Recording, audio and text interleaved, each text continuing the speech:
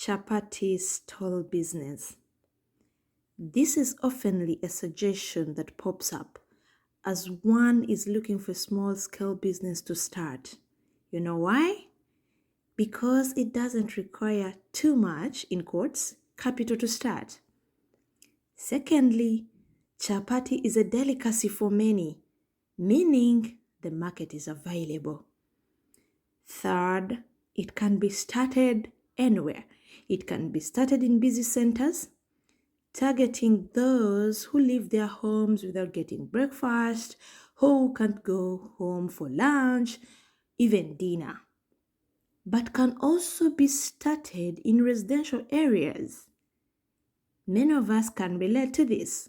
We buy those chapatis as our tea escorts at home. Oh, yeah. But guess what?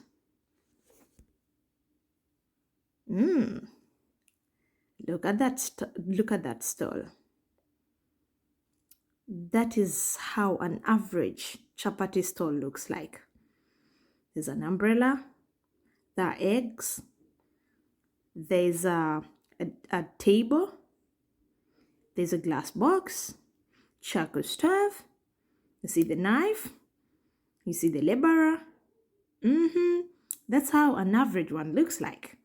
So let's see how much may it, quote me right, how much may it take us to set up such a business? Oh, yeah. We are taking an example.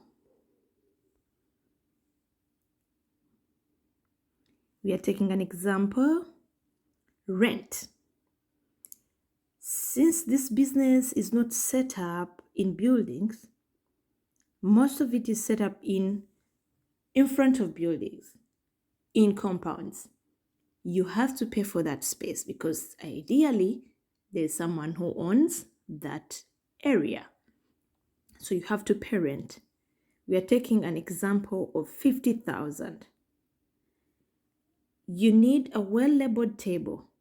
This one is to tell the people by passing your business or your target market what items you are selling. You put Rolex, Chicomando, plain chapads, some even add cassava or any other items that you're selling. So you need a well-labeled table. We are looking at one that costs about 60,000. Look at a glass box. The glass box is necessary since you are working from an open air area. The eats will be prone to getting dust. Therefore, you need to keep them under a glass box to save them from getting dust. You need 2 charcoal stoves. The reason as to why you need 2 charcoal stoves is because one will be used for frying the chapati and another one will be used for cooking the beans. Since most of the people enjoy chicomando, so you don't want to lose out on that market. So you also have to prepare the beans. You will need a basin. This one is for mixing the flour. You will need a knife, of course, to chop the onions. Some use it to cut the other ingredients, maybe tomatoes. You will need a knife. Also chop the chapati for some clans. Some clans need it chopped, so you'll need a knife. Then the jerrycan. The jerrycan, of course, is to have water around. We expect you to wash your hands all the time before serving us. We expect you to wash the plates that you used to serve unto people. We expect you to wash your saucepans, your frying pan. Yeah, so you need the jerrycan. Where are you going to collect the water from? We expect you to have a bench. Okay? A bench is where your customers are going to sit. Believe you me, there are times you have to wait at that stall, especially if you weren't the first customer. In other words, there are other people that are supposed to be served before you. Or you've ordered for a Rolex, so you need to wait as they prepare it for you. So some clients come when they're extremely tired, they're from work, they've had a long day, and they can't stand any longer. So they have to have that bench to sit on. Some others come, by the way, when they are already in transit. So if you give him that bench, him or her that bench, they can have their chapati there and then continue with their journey. So a bench is also necessary. And you too, the laborer, you also may need to sit in hours where there are no customers. So the bench is also necessary, and we are looking at 30,000. Oh, sorry, some of the areas are cut off, but I will say them out. Just two more. You will need a strong umbrella. Some of these businesses have been blessed to have an umbrella from the different companies that are doing promotions. Yeah, I've seen almost all these businesses have those umbrellas with logos of different companies, but you can as well buy one. We are estimating one at 50,000. Then we are looking at a towel. Allow me call this one aka towel. Whoever has gone to those stores knows that small towel that those guys use to wipe the plates, to wipe the frying pan, to wipe the table. Oh dear. So if we sum up all these, we shall come up with a figure of what it looks like. Yeah, if you want to start this business. And remember, these items that we have listed now here are not going to be bought every day. They aren't, okay? We can only replace, maybe if they get worn out or if the rent ends up, that's when we pay up. Yeah, so it's not an everyday expense. But remember, this business also has everyday expenses. Let's look at them. Ingredients. Okay, you see, we need ingredients to be able to produce the chapati. So we can look at, if you're just starting the business, you may not need to be running to the shop every day, every second, every minute. So we look at a carton of flour. We are predicting it to be at 82,000. I don't know how far the prices have increased as of today, but this is when I last did my research. 4 trays of eggs at 32,000, a sachet of salt, 5 kilograms of beans, 1 kilogram of onions, 5 liters of cooking oil, tomatoes, carrots, green pepper, and charcoal. Charcoal, I'm looking at half a sack. You see, you may require that tune, okay? But that doesn't mean that you need to spend that every day. It can only be everyday expenditure if the consumption of your chapatis is that high.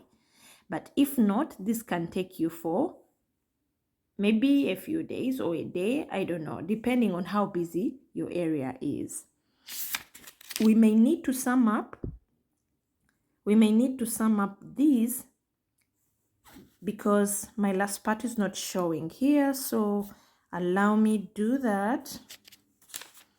50 plus 60, that's 110,000 plus 40, 150,000 plus 80, 230,000 plus 10, that's 240 plus 8,000, 248,000 plus 30, that is 278,000.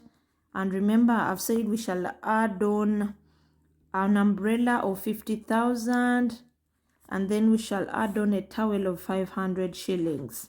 Okay, so in total we're going to have 328,500 shillings.